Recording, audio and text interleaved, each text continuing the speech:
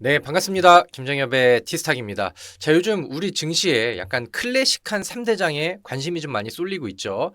반도체, 그 다음에 배터리, 그 다음에 제약주. 오늘은 그 중에서도 제약주 쪽에 요즘 굉장히 좋은 분위기들이 좀 만들어지고 있고 호재가 좀 늘어나는, 그 다음에 실제로 주가들이 상당히 좀 알게 모르게 많이 올라가는 그런 현상들이 좀 나오고 있는데, 오늘은 제약주에 대해서 한번 파보고 그 중에서 우리가 매수를 해볼 만한 좋은 종목들이 어떤 것들이 있는지 같이 또 저의 의견을 드려보도록 하겠습니다. 자, 일단 요즘 뭐 제약 시장에 뭐 호재들도 좀 많이 와주는 것 같고요. 그다음에 뭐 대장격의 HLB 이런 종목들은 끝을 모르고 계속해서 좀 랠리가 나오고 있다 보니까 전반적으로 좀 분위기들이 좀 빠릿하게 좀 올라가는 그런 모습들이 좀 보이고 있습니다. 자, 첫 번째, 중국의 물량의 상당 부분을 국내 제약 기업으로 넘어올 가능성이 있다. 이게 이제 뭐냐면은 요즘에 미국이 중국 건들기와 견제를 좀 많이 하고 있죠. 11월 달에 또 대선을 좀 앞두고 있는 그런 상황인데, 그렇기 때문에 조금 더 적극적으로 중국 견제에 좀 나서는 모습인 것 같기도 해요. 최근에는 우리나라 조선주도 그러니까 미국이 중국 조선 기업들한테 또 이제 제재를 강화하고 이제 좀 태클을 건다, 이런 내용들이 나오면서 어떻게 보면 이제 좀 그 반사익 수혜를 받는 그런 업종이 또 되었잖아요. 근데 이게 제약주 안에서도 또 비슷한 재료들이 나오고 있는 것 같습니다. 미국이 중국을 견제하는 생물보안법 추진, 중국 기업의 제재, 뭐 이런 내용들이 나와 있습니다. 중국 물량의 상당 부분이 국내 기업으로 넘어올 가능성이 높아졌다.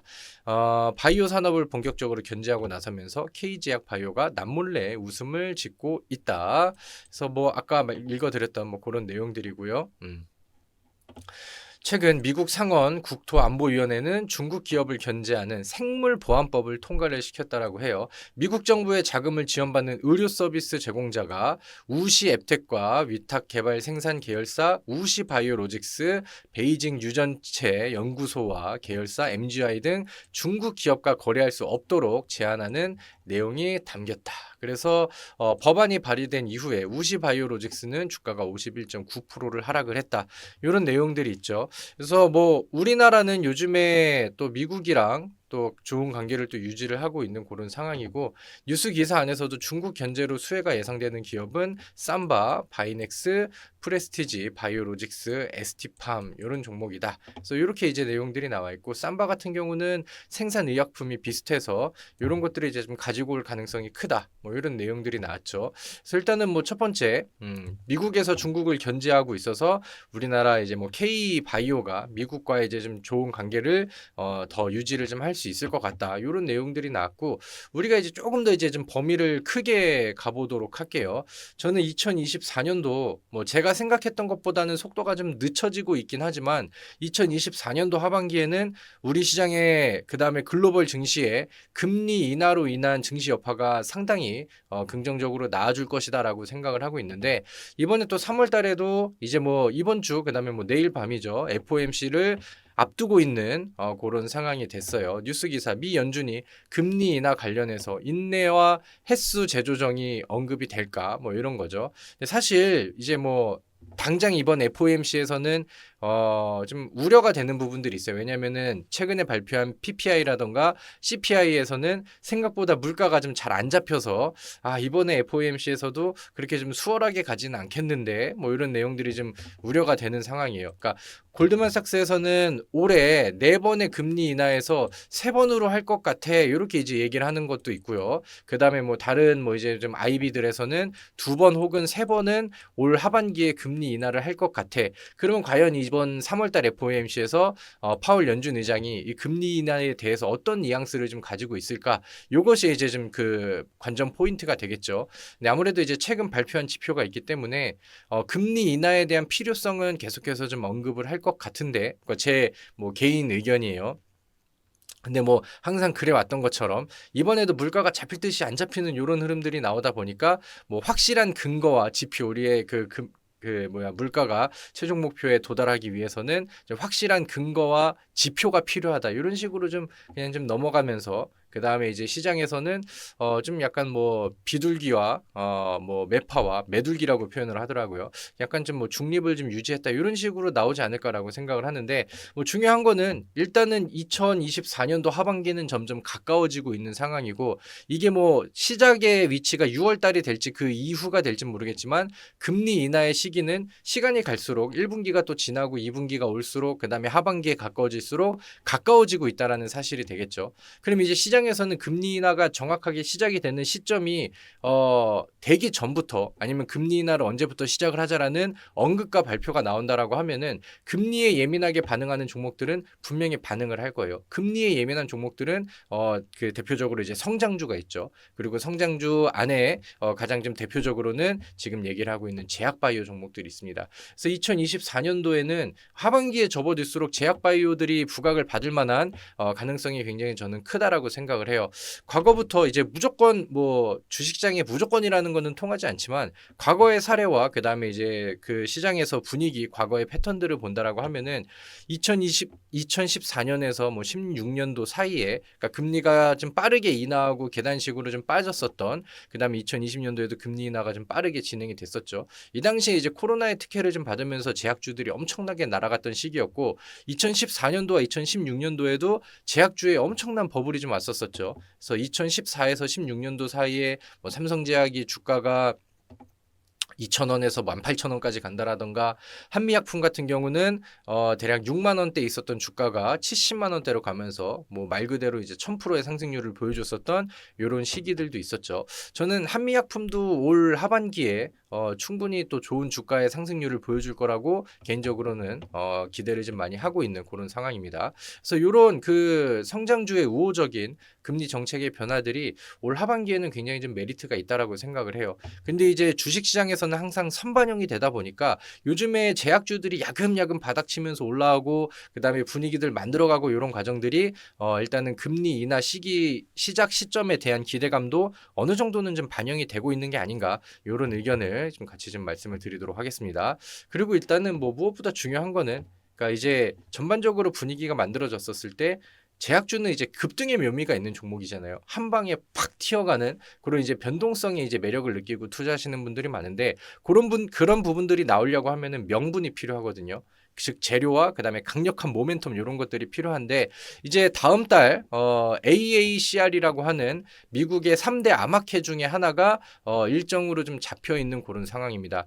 우리나라 기업 같은 경우도 이제 많은 기업들이 이제 AACR을 또 준비를 하면서 참여 기업들은 이미 뭐 반응이 나오기도 하고요. 제가 생각했을 때 레고캠바이오랑 그다음에 유한양행 이런 종목들이 약간 좀 대장 역할을 하면서 AACR에 참여하는 기업 중에서 가장 빠른 그런 상승률을 좀 보여주고 있는 그런 상황입니다. 이 AACR에 대해서 조금 좀 더 자세하게 얘기를 드린다라고 하면은 아까 말씀드렸던 것처럼 뭐 3대 암학회 그리고 암 연구에 대한 뭐 트렌드를 뭐 그대로 이제 좀 파악을 할 수 있는 중요한 행사다. 그래서 뭐 JP 모건 헬스케어 컨퍼런스 요런 것처럼 이제 좀 빅 일정이 되기도 하죠. 근데 이제 우리나라 기업들도 마찬가지고 많은 기업들이 이제 참여를 해가지고 자기 회사가 가지고 있는 뭐 주력 항암제 연구라던가 아니면 뭐 임상 과정이라던가 아니면 미래에 이제 준비하고 있는 차세대 기술이라던가 이런 것들을 이제 막 공개를 합니다. 그리고 이제 증권사에서 얘기하는 거는 우리나라 많은 기업들이 지난해 하반기에서부터 뭐 파이프라인 요거를 이제 확보하기 싶어서 확보를 하기 위해서 굉장히 좀 공격적인 투자를 이어가고 있고 이번 학회를 또 이제 가서 또 이제 뽐내고 발표하고 그렇게 하다 보니까 흔히 말하는 이제 뭐 잭팟이라고 하죠. 파트너십을 이제 빅파마들이랑 이제 연결고리를 가지게 되고 기술 이전 뭐 계약을 맺게 되고 그로 이제 좀 잭팟을 터트리는 바이오 기업이 이번 행사를 통해서 우리 국내 기업에도 충분히 좀 나올 가능성이 크다. 뭐 이렇게 이제 해석을 하고 있더라고요. 물론 아직 뭐 그 결과가 나온 상황은 아니지만 이런 모멘텀들이 일단은 AACR을 앞두고 있는 시점에서 충분히 또 기대 반영이 좀 될 수 있다. 먼저 반응이 나오는 종목들도 있고요. 이제 4월 달이 막상 넘어간다라고 하면 일정과 가까워졌을 때는 차익 물량들이 나올 수 있으니까 아무래도 이제 여기에 대한 이 일정에 대한 피크는 아마 좀 다음 주가 좀 마지막이 되지 않을까 이렇게 생각이 드는데 이 AACR 관련된 그러니까 여기에 이제 참여하는 기업들 안에서 그다음에 지금 제약 바이오의 분위기들이 상당히 올라가고 있다 보니까 거기에 맞춰서 좀 괜찮은 종목 우리가 매수할 수 있을 만한 종목을 저는 한 두 개를 좀 뽑아봤거든요. 그래서 이제 참여 기업들을 보시면 레고캠 바이오, 그다음에 유한양행, 그다음에 앱클론, 티움 바이오, 에이비온 뭐 등등등 신라젠 이렇게 이제 나오고 있는데 저는 첫 번째로 이 신라젠이라는 종목을 한번 보도록 할게요. 신라젠은 항암 바이러스 팩사백 연구 결과를 이 AACR을 통해서 발표를 하고요. 그 다음에 항암제 BAL0891의 비뇨기암에서의 효과 연구 결과를 또 발표를 한다. 뭐 이제 뭐 내용들이 좀 많죠. 우리는 뭐 전공자가 아니기 때문에 이거를 뭐 정확하게 이게 뭐 하는 역할이고 뭔데 이렇게 뭐 정확하게 알 수는 없겠지만은 확실히 또 준비하는 내용들이 있고 그 다음에 이제 요 분위기를 타고 후속 종목이 뭐 유한양행이라든가 레고캠 바이오의 후속 종목이 될 수 있는지 이런 가능성을 평가를 해보면 되겠죠. 전이 대장암 마우스 모델에 뭐 어쩌고 저쩌고 투여시 전이성 악성 종양에도 항암 효과의 확인이 좀 발표가 된다.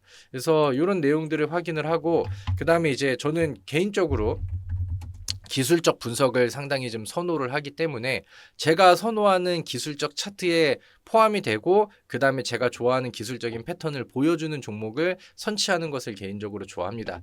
근데 이제 신라젠 같은 경우는 과거에 좀 약간 좀 안 좋은 사례들이 있어가지고 조금 좀 꺼려지시는 분들도 계실 것 같은데 충분히 거기에 대한 뭐 이제 시간들도 좀 많이 나왔고 이번에 신라젠 같은 경우는 이제 회사 안에서 약간 좀 기업 이미지 제고를 위해서 자사주를 매입을 하겠다. 그러니까 지금 이미지 개선을 위해서 우리가 이제 먼저 이제 여러분 투자자분들이 믿고 살 수 있도록 우리가 우리 주식을 좀 먼저 사면서 좀 적극적인 활동을 좀 보여주겠다. 뭐 이런 공시들도 있었거든요. 그래서 그런 부분들도 뭐 좀 괜찮은 흐름이라고 생각을 합니다.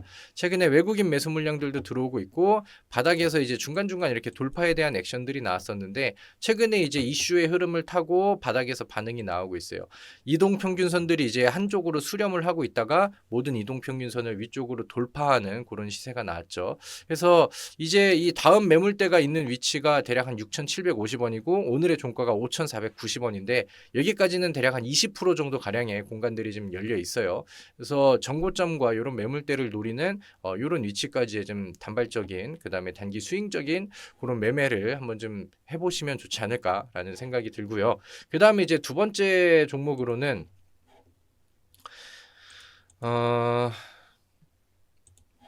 또 리스트를 보겠습니다. 참여 기업들 큐리언트 여기 나와 있는 리스트들은 이번에 AACR에 참여하는 우리나라 기업들이에요. 두 번째는 Y바이오로직스라는 종목을 보도록 하겠습니다.